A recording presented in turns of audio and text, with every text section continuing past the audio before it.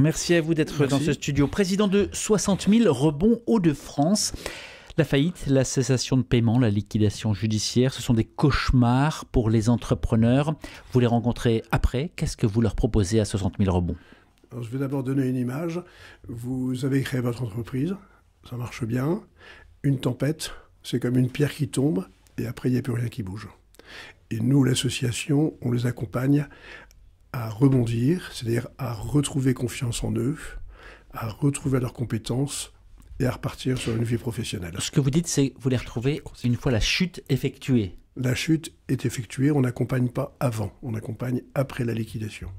Il y a d'autres associations qui accompagnent avant. Les autres associations qui accompagnent avant, on peut citer Second Souffle, on peut citer GPA, Groupement de Prévention Agréé, et on peut surtout citer la cellule de prévention du tribunal. Alors vous avez accompagné en 2023, si mes chiffres sont bons, 108 entrepreneurs. Oui. Qui sont ces entrepreneurs?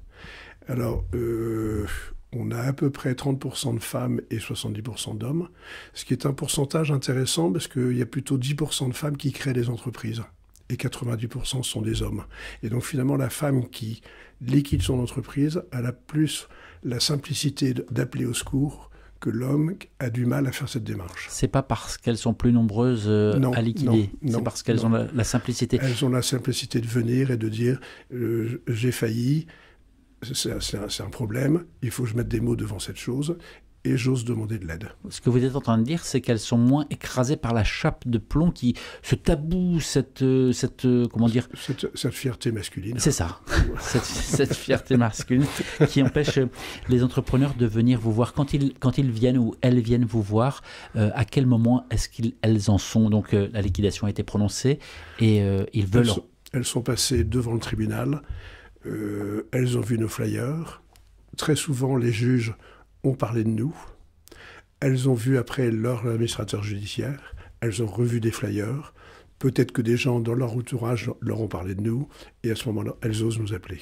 Les hommes aussi osent nous appeler. Alors, en quoi consiste maintenant votre accompagnement, ce que vous leur proposez? L'accompagnement, c'est deux niveaux. Un niveau individuel, un niveau collectif.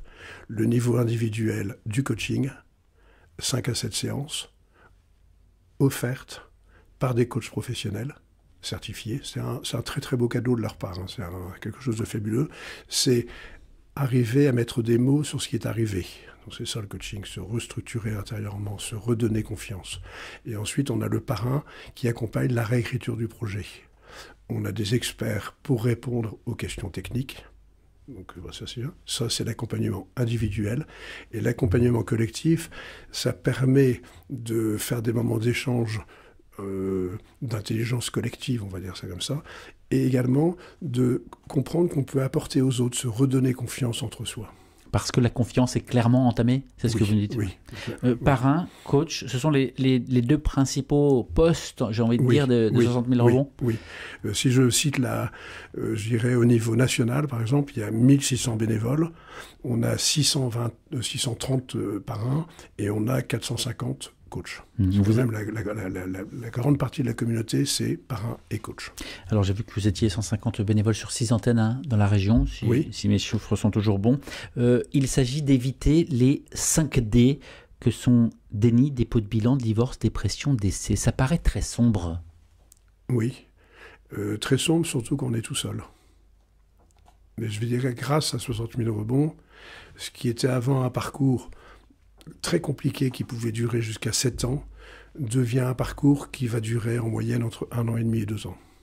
Vous voulez dire qu'au bout d'1 an et demi, 2 ans, l'entrepreneur est capable de recommencer un nouveau projet, de se remettre en route? Alors, 70% salariés, 30% entrepreneurs. Pourquoi cette différence? C'est uniquement parce qu'il y a un problème d'accès au financement. Donc très souvent, l'entrepreneur a tout perdu et se relance comme salarié, le temps de souffler, de se refaire un petit peu, et quelques fois après, il va se relancer comme entrepreneur. Vous voulez dire que financièrement, les poursuites sont terminées, sont annulées? Non, non. Est-ce que parfois l'entreprise n'est pas caution? Enfin... Non. Même 10 ans après, j'ai des entrepreneurs, 10 ans après, ils ont toujours des refus bancaires, ils ont toujours ils vont demander un prêt pour acheter une maison, pour acheter une voiture, ils auront à nouveau, on va leur dire, rappelez-vous, vous avez déposé le bilan à tel moment. Et qu'est-ce que vous pouvez faire pour eux à ce moment-là? On ne peut. Ça, c'est un peu je dirais l'importance du national, c'est de faire bouger des lignes au niveau de la France, au niveau de l'administration. Comment est-ce que je peux remonter une entreprise si j'ai liquidé, justement? C'est très difficile. Quels sont les points? Alors, vous avez dit il faut accepter que l'échec fasse partie du cursus. Le souci, c'est que très souvent, on a été caution, qu'on n'a plus d'argent. On est incapable de retrouver l'argent. Alors, on a créé au sein de 60 000 rebonds un parcours qu'on appelle le parcours en vol. Donc, je suis entrepreneur en rebond, j'ai un projet, je le soumets devant une commission chez 60 000 rebonds, une sorte de bac. Et donc, on a une sorte de label, on est labellisé, comme quoi le projet est solide et viable. Et ça nous permet après, avec ce certificat de viabilité, d'aller chercher des fonds ailleurs. Luc Lortillois, qui fait vivre 60 000 rebonds? Vous avez parlé de 108 entrepreneurs suivis, vous avez parlé de coach, vous avez parlé de parrain. Qui finance tout ça? Alors, on est suivi, je ne vais pas trop rentrer dans le détail, on a d'abord les grandes administrations, on va dire la région principalement, Pôle emploi, qui nous a beaucoup suivis. Si je prends Lille, Lamel, très fort. Donc ça, c'est des gens qui nous suivent. On a des gens qui nous suivent également sous forme de fondations. Je ne vais pas vous les nommer, mais il y a des très grosses fondations qui nous suivent. Et après, on a beaucoup de donateurs particuliers ou entreprises. Et des partenaires. Voilà. Comment changer le regard de la société sur l'échec? Parce que finalement, c'est aussi le cœur de votre métier, c'est de faire de cet échec finalement une étape. Alors, comment changer le regard sur l'échec? C'est de dire aux gens qu'il faut oser entreprendre. Il faut oser se mettre en risque et faire de l'apprentissage. Il faut apprendre. Après, il ne faut pas le faire tout seul. Il faut se faire entourer. Il faut accepter le regard des autres.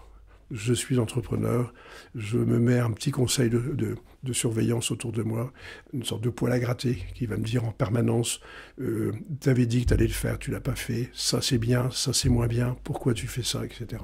Et c'est un peu ce que fait Réseau Entreprendre. Réseau Entreprendre accompagne très bien l'entrepreneur qui crée ou qui rachète une entreprise. Et il les accompagne par des commissions d'experts comptables ou de marketing ou de commercial, etc. Mais cet entourage ne risque pas de brider finalement l'envie entrepreneuriale? Certains pourraient se dire, voilà, finalement mon projet va s'arrêter parce qu'on ne me soutient pas, on ne me pousse pas, alors que ça aurait pu marcher. Non, quelquefois il vaut mieux être bridé et s'arrêter avant. Luc Lortillois, vous présidez donc 60 000 rebonds dans les Hauts-de-France depuis combien de temps?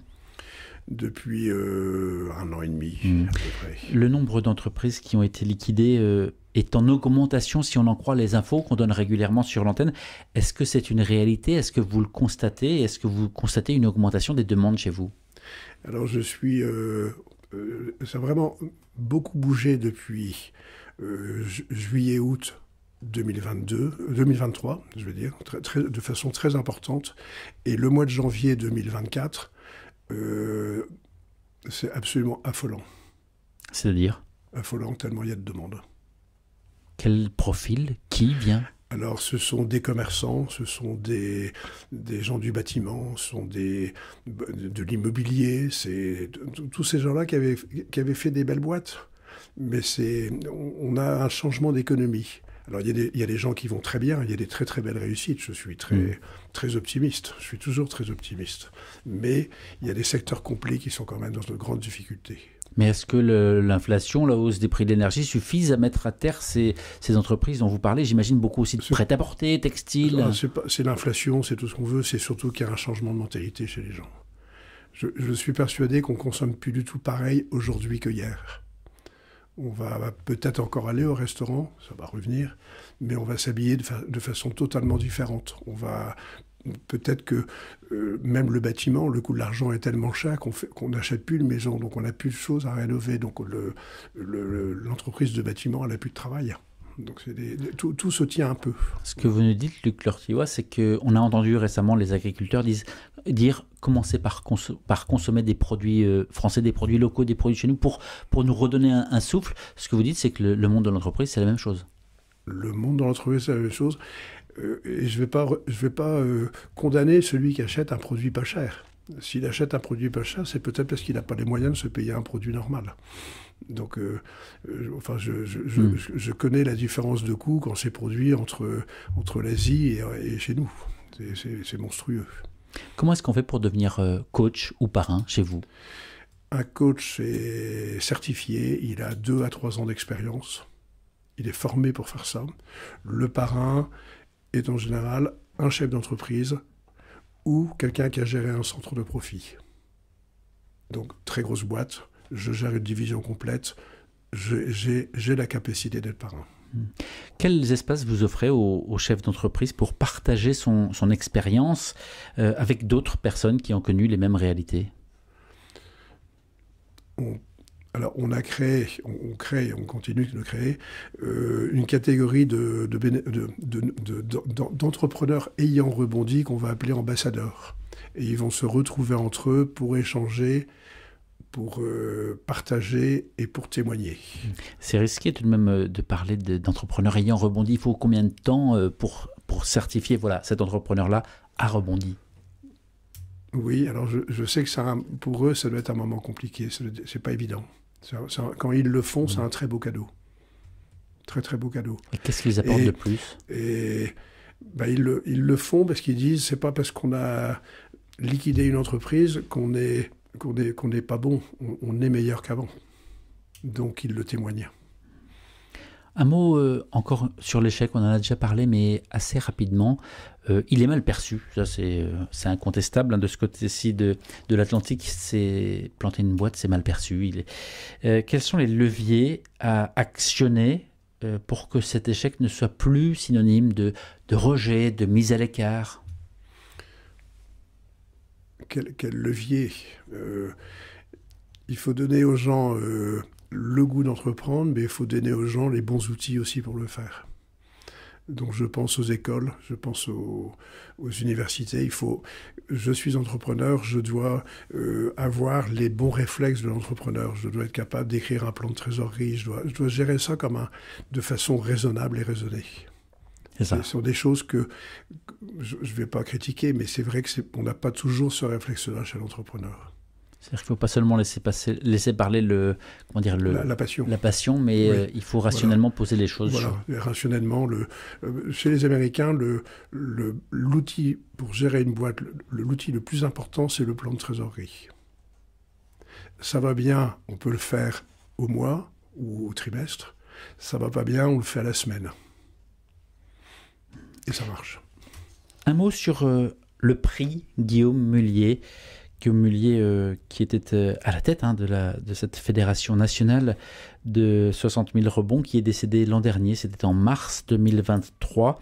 Et un prix a été créé pour poursuivre son esprit, pour aussi lui rendre hommage, avec le prix du rebond entrepreneurial, le prix du rebond salarial, le prix du rebond insolite. Il faut candidater. On prend contact avec 60 000 rebonds. Au-delà du fond de ces prix, quel est l'esprit qui a voulu justement être mis en avant, mis à l'honneur ?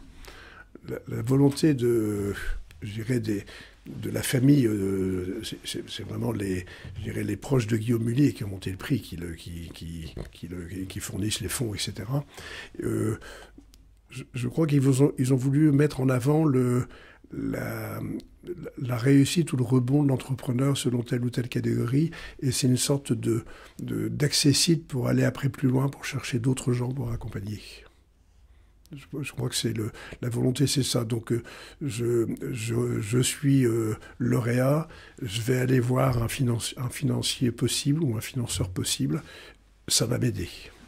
Donc, c'est une forme d'effet de levier, finalement. Et peuvent postuler tous les entrepreneurs indépendants ou chefs d'entreprise qui ont rebondi et qui ont été accompagnés.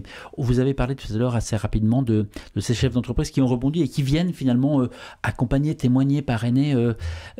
Comment faire pour que cette étiquette ne colle plus à la peau, pour que ce patron ne soit plus « tiens, c'est celui qui a planté cette boîte, tiens, c'est celui qui a échoué là-bas », mais puisse tourner la page parce que, évidemment, c'est un travail sur soi, on l'a compris, mais c'est aussi un travail sur le regard des autres. Comment faire ? Il faut qu'on ait tous l'habitude de prendre des risques et d'entreprendre. Il faut sortir de sa zone de confort, il faut y aller. Il faut que ça devienne un réflexe. Je suis étudiant, je me mets en risque. Je suis sportif, je me mets en risque. Je suis entrepreneur, je me mets en risque. Et c'est valable même dans l'entreprise. Je suis salarié. Par la politique sociale et économique d'entreprise, on m'autorise à me mettre en risque. Mais c'est dangereux de sortir de sa zone de confort. Oui, mais qu'est-ce que ça fait du bien ? Vous pouvez en témoigner ? Après, qu'est-ce que ça fait du bien ? Qu'est-ce que ça fait du bien après ? Luc Lortillois, le temps file, il nous reste une grosse minute. Vous avez dit tout à l'heure, ce mois de janvier 2024 a été un mois un peu historique. Vous avez rarement vu autant de demandes, etc. Qu'est-ce que vous dites à celles et ceux qui vous entendent et qui se disent moi aussi, mais j'ai pas osé franchir le pas parce que j'ai pas envie de m'exposer, j'ai pas envie de...